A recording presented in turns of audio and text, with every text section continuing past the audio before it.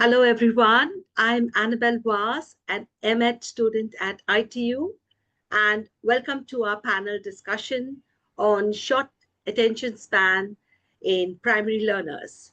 We'll be talking about the causes, the impact, and the pedagogical strategies. We are seeing more young learners struggle with focus, which affects not only their academic progress, but also their emotional confidence and classroom relationships. Today, we are going to explore why short term attention spans are becoming increasingly common, how they impact learning and their well being, and most important, what we can do to create an environment that supports engagement without pressure. Let's begin by understanding the root of this issue. Today, we have four enthusiastic and dynamic panelists: Miss Laura DiCarlo, who is a school psychologist and an educator; Miss Shaila Lewis, she is a curriculum expert, trainer, SME, and a pioneer of Doodle for Education. We have Miss Nilambari Gokhale, who is an academic leader, an educator, and a researcher. And we have Miss Melissa Sacrofamilia, who's a parent of primary grade children and an educator. They will help us understand the root cause of the issue, the impact, and the strategies that will help our learners. Before that, I would appreciate if our panelists would introduce themselves very briefly. Over to you, Miss Laura. Miss Laura, you can Hi, unmute yourself. I'm a school. Yes, hi, I'm a school psychologist in the United States, and the majority of my time is spent conducting assessments to identify students' strengths and needs. And many of the students that I work with have attention issues, and I differentiate between reasons that they may have these difficulties, such as anxiety, depression, learning disabilities, autism, other factors, or a combination of reasons. And the most important thing I do is develop recommendations, recommended interventions tailored to each student's needs. Oh, thank you so much. Miss Shaila? Good evening. My name is Shaila Lewis, and I'm an educator. And I have been into curriculum development since 2017 and explored a lot in the avenue of curriculum development and content writing for textbooks, etc. And also a teacher, and been teaching in the middle school for a very long time, the Cambridge curriculum. And recently, I have been the pioneer of Doodle for Education, an initiative I started to promote and advocate visual note taking, and where students and teachers can make use of purposeful doodles for learning and teaching. Yeah, thank you so much for having me here. Thank you so much. Very well. Thank you. Miss Nilambari? Good evening, everyone. I'm Nilambari Gokhale, an educator and researcher with over 15 years of experience in school leadership, curriculum enrichment, and I'm working in Dubai for last many years. My work mainly focuses on creating learner-centric classrooms. I proudly call myself as a change agent. Currently, I'm working on how to bring meaningful use of technology in the classroom. In the era of AI, it has become very important. And another focus area for me is how to integrate climate change and sustainability education in in schools. So these are my current focus areas. Of course, looking forward for today's panel discussion. Thank you. Thank you, Miss Nilambari. Miss Melissa? Hello, everyone. My name is Melissa Sacrofamilia, and I live in Texas, United States of America. And I'm a parent of 4 boys who are at different stages of their life. So I have one in college, one in high school, one in middle school and elementary. And I am a educator as well. I teach 4th grade math and science. Wow. Thank you so much. What are full of what you call enthusiastic panelists here. Okay, I would like to begin with a question to all the panelists.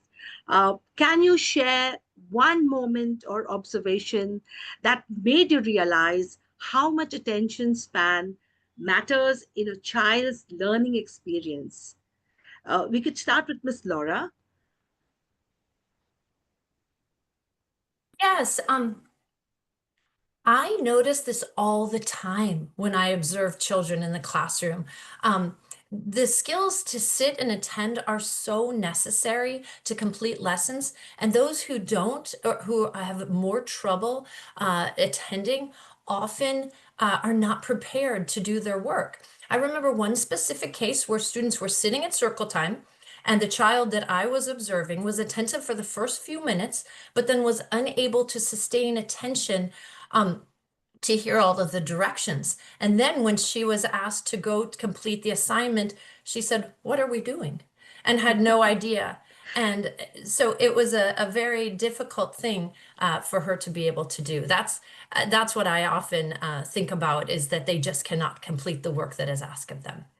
Yeah, I think all of us feel the same thing. Miss Shaila, could you add your viewpoint on this question? Yes, actually, as a curriculum developer, you need to think with the lens of a teacher who is, within the classroom situation. And we've realized over a period of time, when we also go on to the schools to see how curriculum is implemented, of the ones that is created in the back office, we realize that when it is overloaded with too many activities, or there isn't much of an activity that's engaging, or if there's just an activity that's there per se, like, you kind of want to just give a stimulus variation, and you kind of put in a video, or a PPT, that itself does not help. It depends on how engaging, the classroom scenario is. So the teacher is, or how well those things are implemented. So what happens is, with the child, there are various learning, children come with various learning abilities. And if one style does not work for them, they lose concentration. So it is really, really a very challenging task to keep children, completely engaged. But storytelling mostly works a lot with all subjects. And that's where I think that contributes to a lot, when you get children engaged, and so that they don't lose their focus. But again, everything needs to be in bite size. Otherwise, they just, it does not Yes, help engage students for a longer time. Yeah, they lose yes. Thank you focus. so much for your input. Yeah. Miss Nilambari, can you add to that? Yes, definitely. I would love to share one real moment that stayed with me. During my learning walks, I kept running into same child, grade 3 child, in the corridor. It is almost like same time, same days, almost every week. And at first I thought it's probably toilet break for the kid, but it kept happening. So my antenna started working. When we looked deeper and realized that it was happening during that child's math lesson, especially when the class was going on independent tasks. Turn out that the child had developed fear of numbers, and leaving the classroom was kind of a coping mechanism. He was not misbehaving. He was just trying to escape the discomfort. And that's when hit me that attention span issues aren't always about the distraction or distraction. Sometimes it is more about fear, or kind of lack of confidence, or even it can be an emotional overload.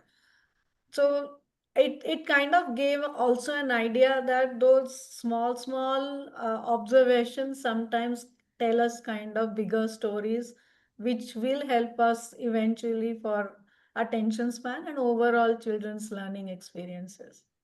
Yes, that was very, very enlightening. Thank you so much, Miss Nilambari. Miss Melissa? As we all know, everyone has limited attention span, and children especially. So you have to really get their attention with a attention getter or a hook, something that will signal that they're actually paying attention to you. Because if you don't have their attention, it doesn't matter what you say. It's just not going Just to bounce sink it back. in. And there's no point because they've not heard what you're saying. They're not learning. They're not going to be able to function because they have no idea what they're doing. So trying to get their attention before you give them instruction or talk to them is the most important thing. And keep it brief, because you rambling on and on is not going to help you or them, because no one's getting what is being said. And preparing them, hey, this is what we're going to do. It's a 15-minute thing. Or, hey, this is going to be long. It's going to maybe not get your attention, but I need you to focus. And, it's going to be an hour long, or preparing them so that they can prepare themselves, because it's not easy.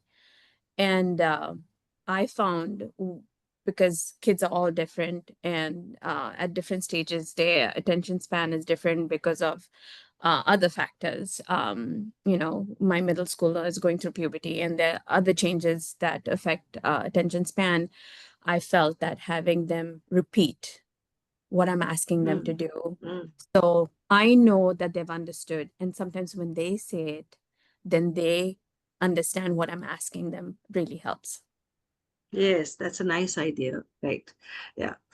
We notice children in class always daydreaming, doodling instead of listening, right? And we find it very difficult to get their attention back, like how you said. Now, so let's dig into the causes and the whys. What happens behind the short attention spans, right? So we start with Miss Laura. Miss Laura, what are the most common developmental causes of short attention spans in primary grade learners? So there are about 6 common reasons, and the first and most important is actually normal brain development. The prefrontal cortex, which is responsible for executive functioning like attention and focus, it isn't fully developed in young children. So attention span is normal. A short attention span is very normal for young children, especially for children who are young for their grade. A second reason is attention deficit hyperactivity disorder. It's can be very difficult for a child with ADHD to stay focused, follow instructions, complete tasks. A third reason may be specific learning disabilities like dyslexia. It can be harder for children to engage with academic tasks, leading to frustration and difficulty focusing, just like the child that was discussed earlier, right? Maybe that child might have had a learning disability. It may just be that they were fearful of numbers. There are many reasons, right? Another reason can be sensory processing disorder. It can be hard to focus when a child is overwhelmed with stimuli like sounds, sights, textures. Another major reason could be anxiety and stress. That could lead children to have racing thoughts and difficulty concentrating. And the last one that I'm going to mention is environmental factors.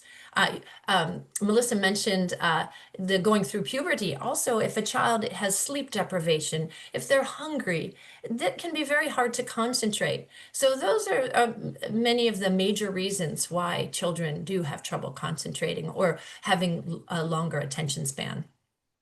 Wow, there are so many reasons. Sometimes you don't try to you to try and analyze which category do we put our kids into. And Ms. Shaila, can you add in as to how curriculum design can unintentionally contribute to attention difficulties in the early years? Absolutely. So, thank you so much. When your curriculum is packed with too many activities, it gets, of course, it brings in a lot of novelty for children. So much so that to an extent, they forget what they are learning, or they lose focus on what they are learning, but they only seek for novelty every time, for something new. So, for instance, the skill may not have been completely developed, but the child is only learning for looking or yearning for something new to happen in class. And that's where probably they lose interest if there's nothing novel that's Interest, coming up. yeah. That could be one of the reasons. It's just like if the parent, a mother has, given them the taste of roti, she needs to actually take them through 3 to 4 days of how roti can be tasty with a variety of stuff, like, Right. stuffing. That's where the child understands the adaptability. in the similar manner, in schools, if we jump from one skill to another very quickly, the skill loses its importance, and the variety or the novelty is what the child keeps looking for. And when that does not happen, it's very demotivating. So the curriculum has to be designed in such a way that there are exercises to keep the child focused with the skill that is being the main goal. Yeah, very true. Yeah, thank you so much. Ms. Nilambri, from your experience, how have patterns in student attention changed over time? And what might be that being driving to that shift? Uh, thank you for this critical question, because I actually totally agree with what my other two panelists have shared their views. Those are, of course, important one. I would like to share two major forces that have shaped the attention pattern in recent years. One, we of course, all of us know the first one is the COVID-19 disruption. Because the children who are currently in grade 6, they began their formal schooling during the pandemic. So what happened Yes, is, it means that their foundational years were actually marked by screens, isolation, and limited peer interaction. And there are research from UNICEF in 2022 as well as from OECD 23, which has shown that these children who are now in grade 6, those who started their schooling at that time, they have often demonstrating fragmented focus and difficulty in transitioning and delayed social emotional responses. So we get a clue from where that attention span has been changing. The second force here I would like to mention is that our other current primary learners, they are actually known as the Gen Alpha. yes, So their yes, identity comes as Gen Alpha.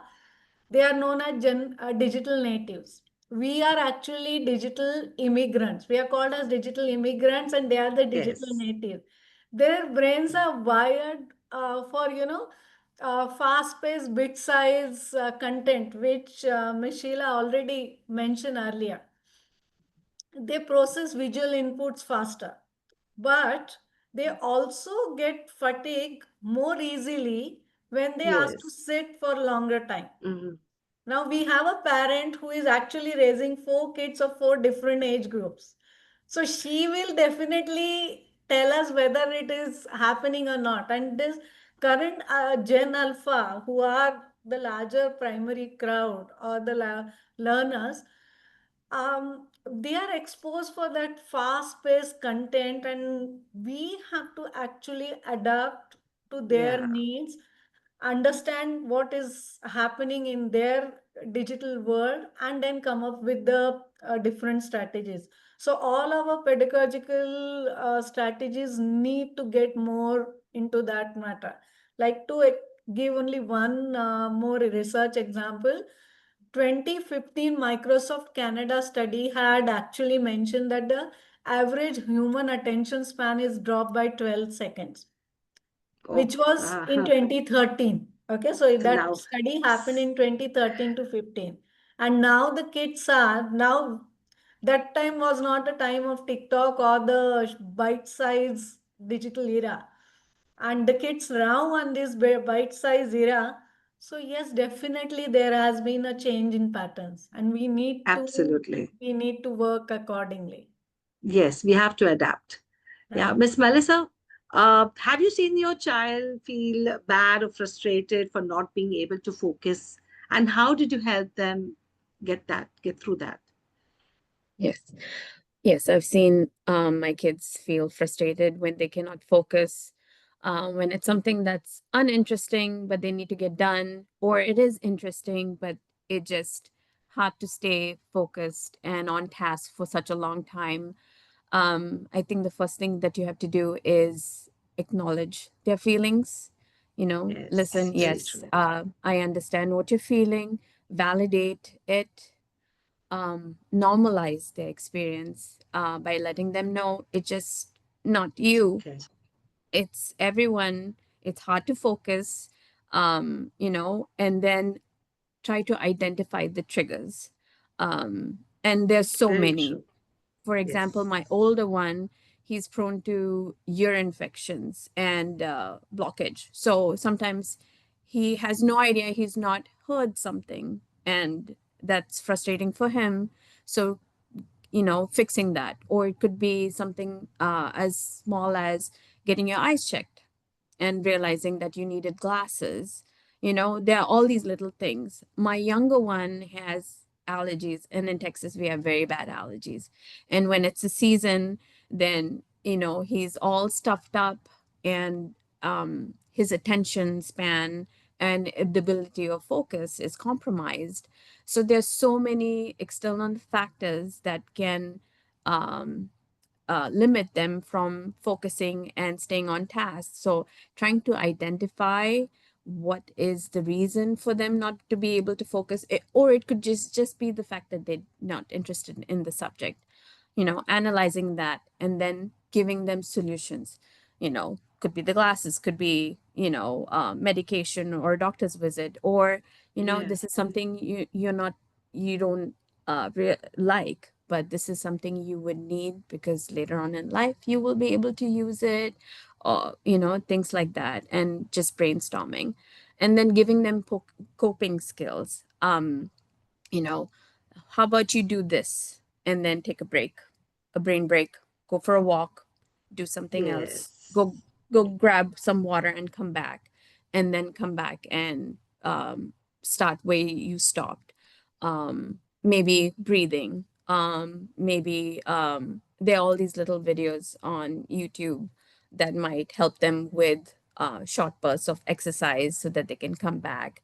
Whatever would work for them, maybe talk about it and come up with a list and say, hey, how about you try this? And then just building stamina. You have to understand, even though they don't have the attention span to do something for a long time, and that's how they are, but then they're thrown different things at them, such as an exam. Over here in Texas, even at elementary level, the exam that they do at the end of the year is about 4 hours long. Most kids don't take that, but you have a child who has a short attention span, Chatter this, yes. How do you and then you manage that? expect them to sit for so long and try to do an exam. So you have to build stamina. Yes, very true. Even if you give short bursts, and however you help them to get their attention and to have them learn, you have to help them build that stamina because they need it for other things, exam. Yeah, Or for example, elementary, they don't need to be in a classroom for a long time or on a subject for a long time. But then you move to high school and then college, and your class is an hour and a half long. And if they cannot to build that sit. stamina, they're not going to get the most out of their college or their learning experience. Yeah, very true, Miss Melissa. Thank you, guys. Uh, in my class, I have seen kids like, they start coloring, and then after halfway through, they get up, sharpen their pencils, and then they're chatting with their peers. And then they suddenly realize that, oh, my work is incomplete, and they're falling back, right? And then that also gets very frustrating. Now, when we talk about attention challenges uh, that show up in the class, now they are not just academic, right? They are personal, right? So, Miss Laura, in your experience, what are the signs that short attention spans are impacting a child's emotional well-being, or you call it self-esteem? Mhm. Children may become easily frustrated, right? When they can't focus on something or they can't complete tasks, and that can lead to irritability, mood swings, tantrums, anxiety, worry, low self-esteem. Struggling to keep up with their schoolwork or social expectations can cause anxiety and worry about failure, leading to avoidance behaviors, as we've been discussing, and social withdrawal, right?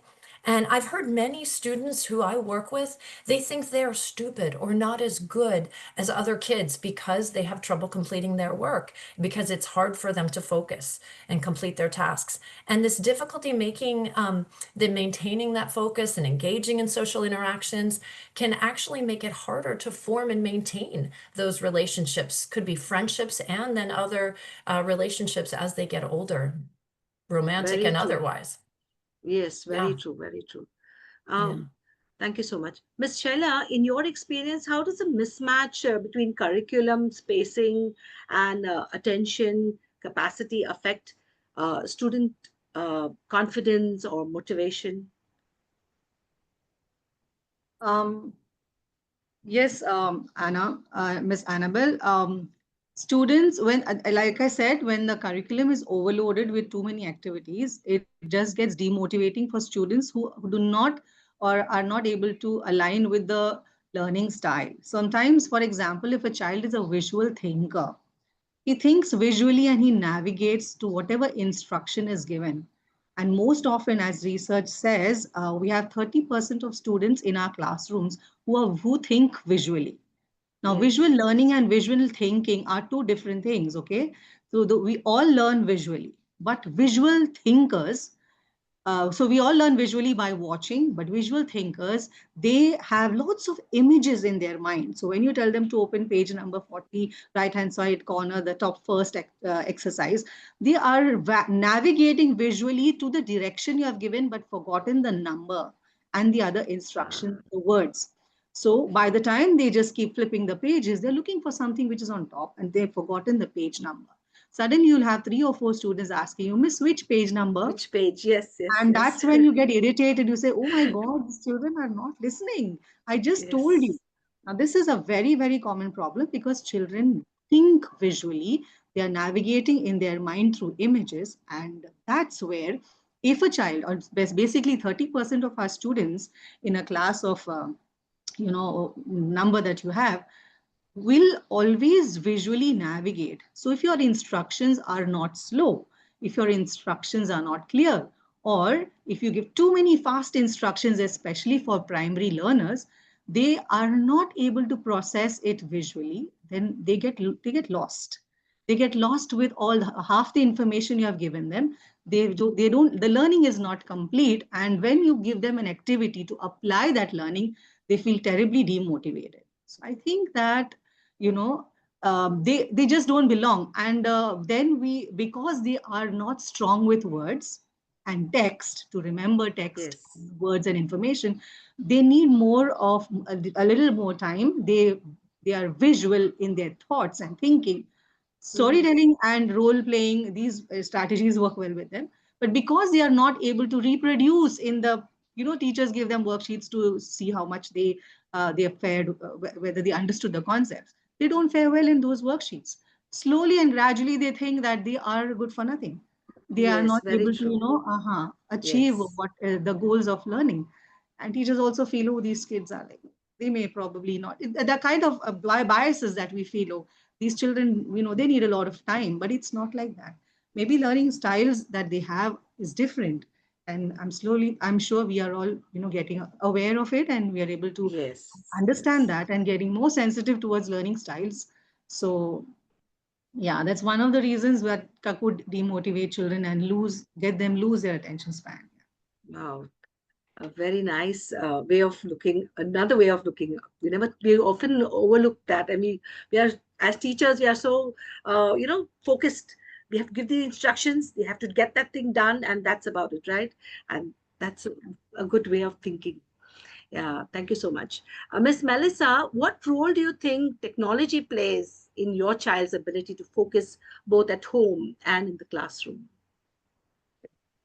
Um, that's actually a difficult question, only because I mean, technology is very, the role in a child's life is very complex. I mean, there are so many benefits. Um, for example, my elementary son, he goes online, Duolingo, he's learning a new language, and it keeps him on track. And he keeps going back for more and more, and he's really building his vocabulary and enjoying it. He's doing chess as well, where he gets to play with other people or with AI, Oh, and it yes. keeps tweaking and challenging him and making him a better chess player. There's so many benefits when it comes to trying different things and learning and keeping them engaged, that it's really hard to say that technology is really affecting their attention and focus. But at the same time, there's so many other things out there to do with social media and technology, and just having the fact that technology or your iPad or all these things are your go-to, that Yeah. could affect their attention, where those are really things that they're not going to benefit from, and that might have more drawbacks than have potential positive effects. So that is difficult, especially when technology is thrown at them. In school they have Yes. technology, uh, and as they get older, everything will have to do with technology. You submit your Technology. work, you'll talk to your professors online. Whatever field you're going to go into, you're going to have to master technology. So it's really hard as a parent to say, hey, no, when you know that technology is being thrown at them with such a force that it's really hard to scale it down. The only thing you can do is limit how much time they are on their devices and how much time Yeah. they are spending in front of a screen and not actually interacting with other people or having time outside where they're enjoying fresh air or social interaction. You just have to find that limit and what they are using, what kind of Yeah. apps they are on, what are they watching, Yeah. what are Very they true. learning. I think content is Yeah. a big factor, but technology is thrown at them at such Yeah. a pace that as a parent, there's really not much you can do, because if you take it away from them, you are actually taking away their options. So you just have to Yes. find that balance. Yes. Very true. Very true. I totally agree with you. Thank you for your insight. And Ms. Nilambari, what school-wide strategies have you found effective in supporting emotional regulations uh, alongside academic learning? Yeah. Yes, I would like to mention the biggest, most successful strategy, which we call as social emotional learning strategies, or it is also known Yes. as SEL strategies. I will take this thread what Miss Melissa mentioned about giving them option. You can't take away the digital options, but let's provide them with a variety of other options, particularly where they learn to deal with their emotions, where they learn to uh, come into the social context. So I would give one or two simple examples. There are thousands, hundreds of strategies which are available as SCL strategies. One simple example, like a calm down corner in the classroom.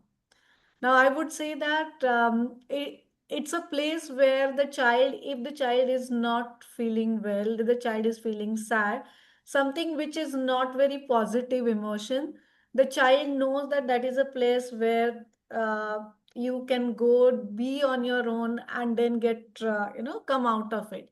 Now, this kind of experiment in one classroom, the teacher had written, it's okay not to be okay. One teacher Okay. had written, I need a moment. And then in this class, what had happened is there were few students who were given the role of a supporter. And they were called affectionately, they were called as SpongeBob the kind soul. So what happens is the class knows if somebody is going and sitting there, the child needs space and that mental Okay. preparation to come out. And if needed, they are there to support. So it kind of gives them the validation that sometimes it is okay, and we Okay. learn to deal with such kind of emotions, and then we are back with a fresh mind, and that actually develops or helps to focus better. There is another interesting strategies like was accepted done in the classes. Every month or every 3 weeks there is interview of a peer. It's a formal activity where a child interviews his or her peer based on some kind of a pre-decided topic. It can be a cultural event, it can be a school day, or whichever.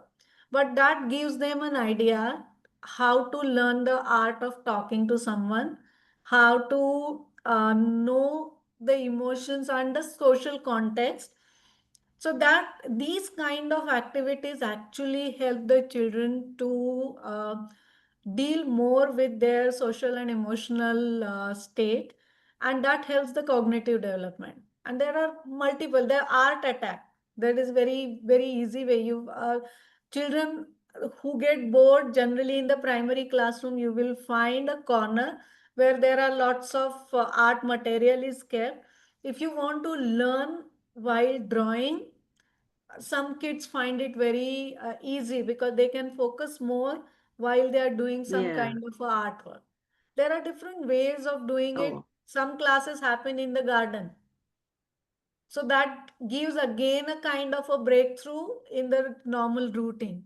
So such kind of SCL techniques help the teacher also to get the attention from the student, and she or he, the teacher, gets a chance to know the child more better and work further.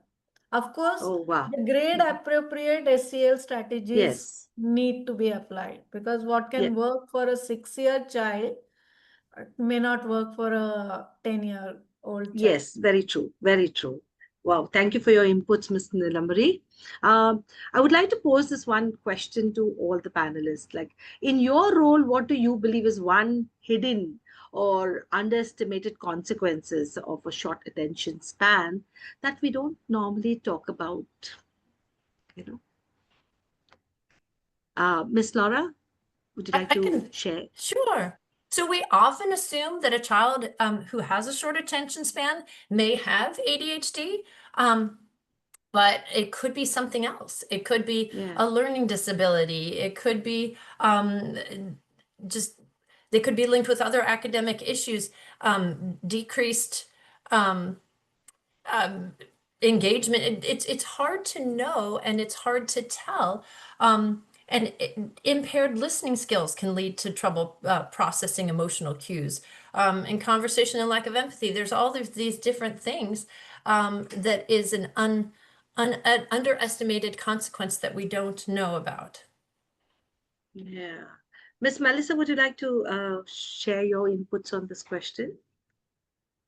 Um, I it's I think there's no size fits all, and Yeah. everyone is different.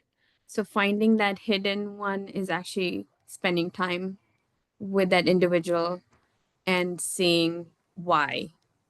It could be anything from not Yeah. being Very able to true. comprehend, or it could be lack of interest. There's so many reasons, and just finding that one thing that could help them with their attention is key. And everyone is different. Unless you actually spend time Yes. with them, You there's will no not way know. you can pinpoint and find out how you can help them.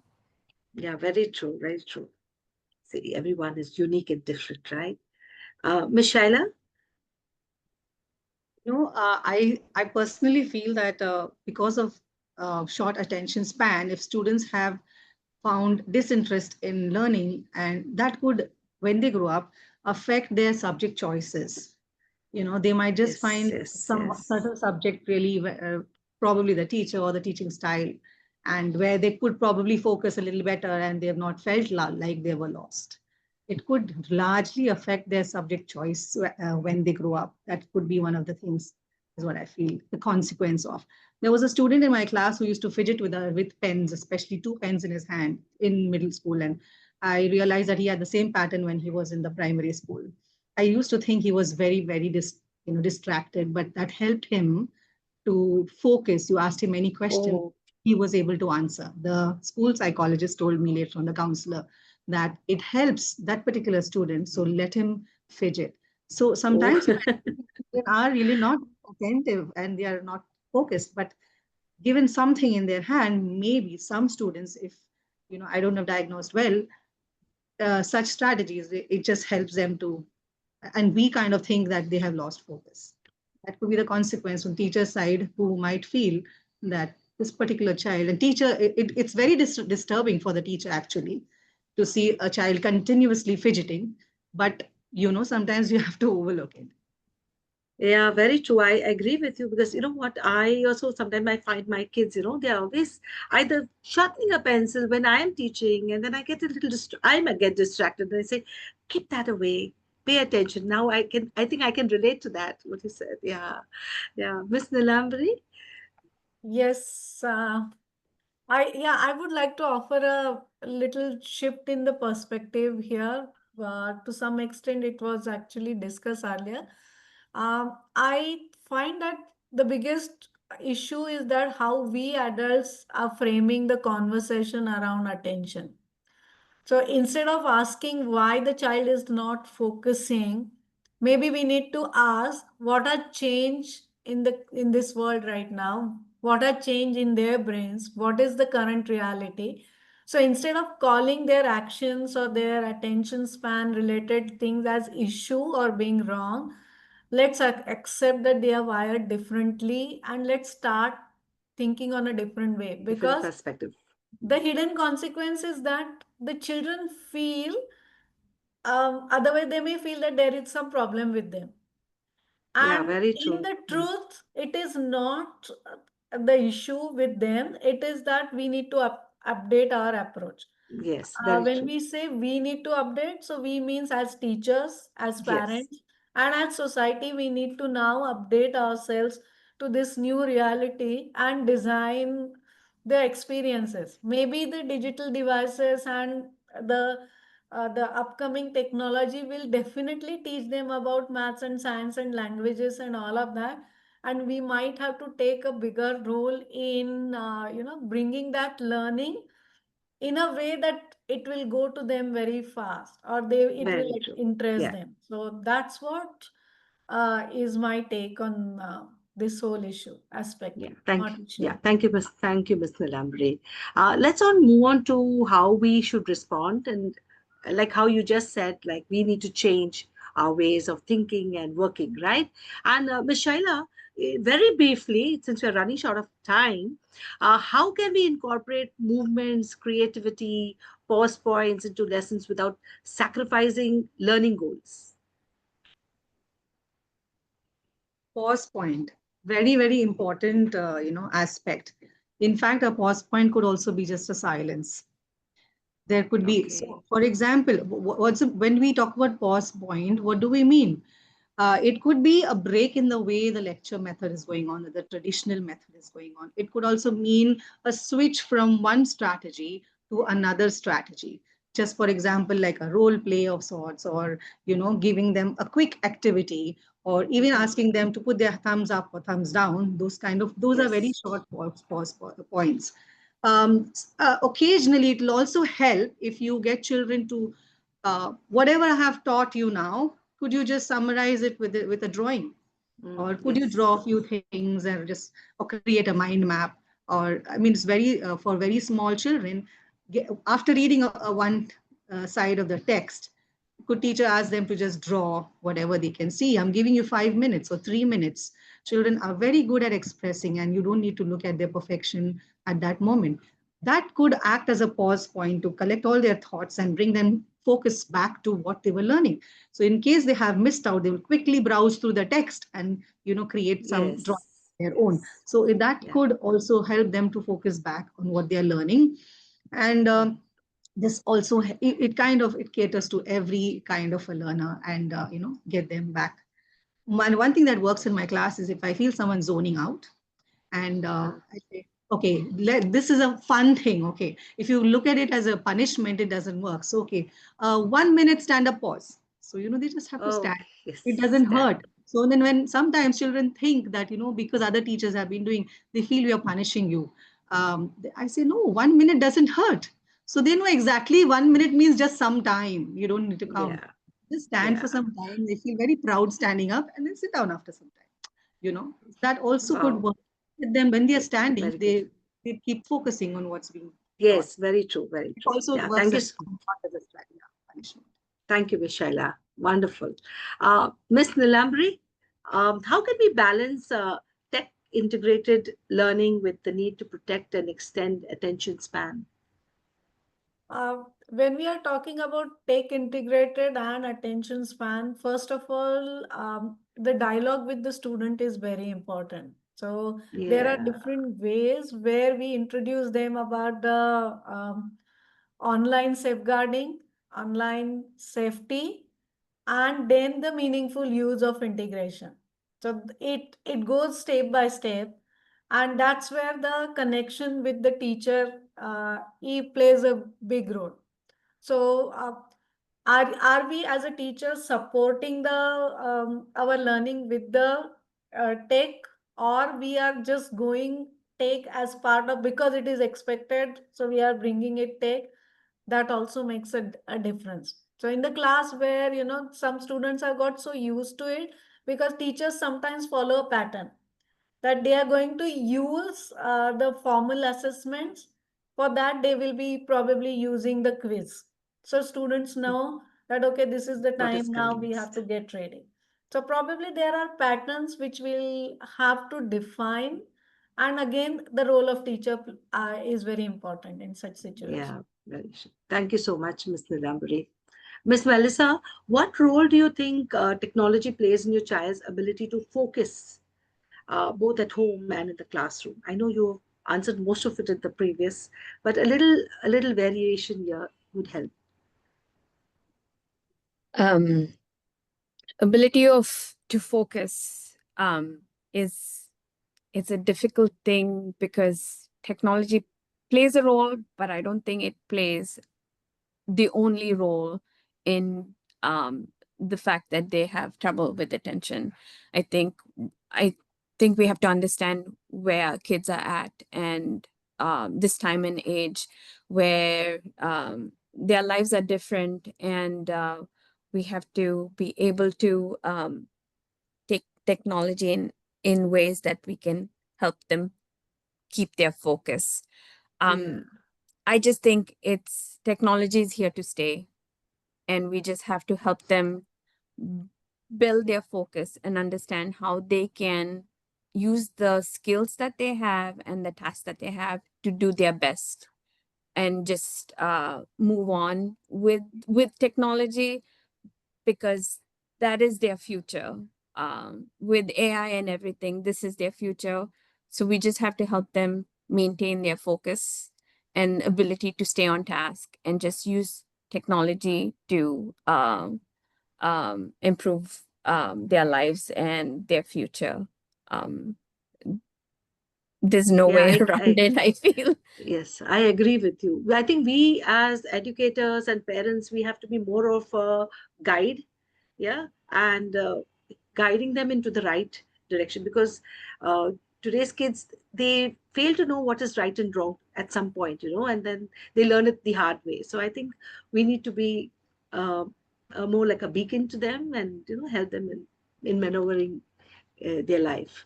Yeah. uh, we move on to the question and answer round. Thank you, panelists, for your wonderful thoughts, wonderful sharing. And we will now open the floor for the Q&A with our audience. And this will give you a chance, audience, to ask or share your observations. Yeah, so we'll wait for some of your questions. Um, be free to ask.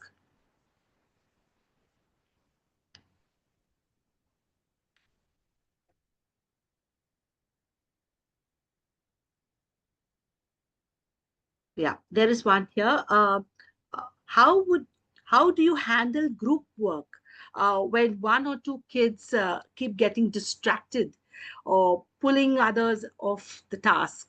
So, anybody would like to answer that?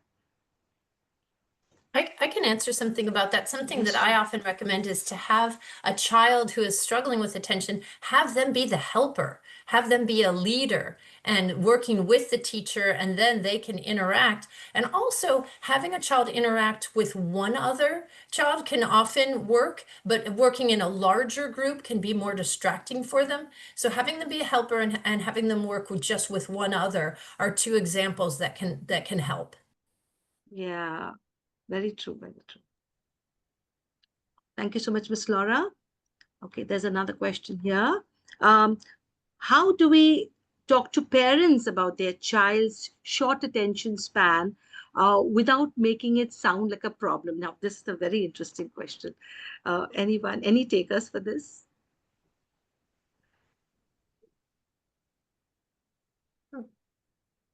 Yeah, I would like to share a few tips here. First of all, having a dialogue with the parent can start with what the child is doing good about the areas, what are the child's strength areas, and then we can proceed towards what are the improvement we are looking for. So, uh, particularly labeling the child for something not good is not a way of approaching anybody for that matter. So this is one way which works very well as per my experience. And we have to be ready with some of the options that we give as suggestions. At the same time, we have to keep not immediately we can give the suggestion, but we can always during the discussion with the parent, we might get some clues which might link to why the child is behaving the way the child is behaving. So it's Yes, like very true. you talk to the parent and then introduce slowly what is happening. Of course, wherever there are certain difficult discussion, if it has to happen, it has to happen. For example, Yeah, when the children are on digital devices and if it is something related to the online safety and safeguarding, then there is no beating around the bush. It has to go straight has ahead. to be done. Yes, Yeah. correct. Very true. But then when it is about the learning pattern, you can always come up with what are the strengths and where it can go further. Okay. Thank you so much, Ms. Nilamri. There's another question here. Um, how much screen time is acceptable for pre-K students? Anyone would like to answer that? As on many, like in Australia, what I remember is it is not more than 1 to 2 hours a day. Okay. So as per the No. research and what are there are a lot of there are a number of hours as per the age group which is mentioned. Okay. But the stark reality is that even the primary students, uh, as per the proper research, it shows that they are on the screen for more than 4 to 5 hours. Yes, yes. I think that's a universal problem. Yeah. Yeah. So that's where bringing the non-device experiences to the children are more important. As one of the panelists said that we can't deny the option, but we have to also keep a check on this. Yeah. Could I just One add other to question. that? Oh. Yeah. Yeah. Sure. I Go ahead. was Sorry. going to say that the more time that we can give children outdoor play and imaginative play, so in a preschool setting, having the station set up to do so many other things in addition to that screen time makes such a difference. Yes, very true. Very true. There is another question. We're running short of time, but anyway, it's very interesting to know these questions. Do you think gaps in foundational knowledge affect their ability to stay focused? And could a lack of clear learning strategies or guidance be affecting their attention span? Yes, yes. You got your answer, Ms. Usha. Uh, okay. I think we have just got 5 minutes left. Just before we leave, I want Can you, each of the panelists, can you just share one sentence that would you like to convey to everyone? Just one sentence. We can start with Ms. Shaila. I would just like to say that do not overload your curriculum and your strategies with too many activities. Stick to a goal, have a goal, and one skill at a time. But one skill catering to a variety of learning styles will help everyone focus, and keeping their short span in my attention span in mind will help every child focus and learn better. Yeah, thank you so much. Wow, very enlightening. Miss Laura? I would say that the more hands-on and interactive a teacher can be makes such a difference, and really tailoring to each child's needs and what is working for them. Yeah, thank you so much, Miss Laura. Miss Nilamri? I would say that know your child, know your class. Yes, very So- true, very true. Yeah, thank you so much, Miss Nilamri. And Miss Melissa? I think as a parent, I would say that let your child be a child. Let them have their childhood. Let them have their fun, their memories. Don't bog them down with technology and learning and having to do all these expectations. Let them just be kids. I think that's very important. Yeah, That that makes is very them true. better adults. So just let them have fun. Yes, very true, very true. I totally agree with you. Thank you, Miss Melissa.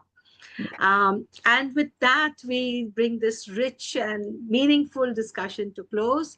A huge thank you to all our panelists, your insights as a school psychologist, curriculum designer, parent, educator, and academic leader has brought so much of depth and clarity to the conversation. To our audience, thank you for your thoughtful presence, your questions, and your engagement. It's normal for your child to have short attention spans, right? And that's just part of their development. But sometimes things around them, like a noisy classroom or a task that feels too hard or even a learning need, yeah, can make it even more harder to focus. The good news is we can help. And the best strategies is being able to be proactive, inclusive, and scaffolding, meeting kids where they are while building those attention skills on time. Once again, thank you so much for being with us today. Thank you, panelists. Thank you. Thank you. Thank you. Thank Thank you. you so much.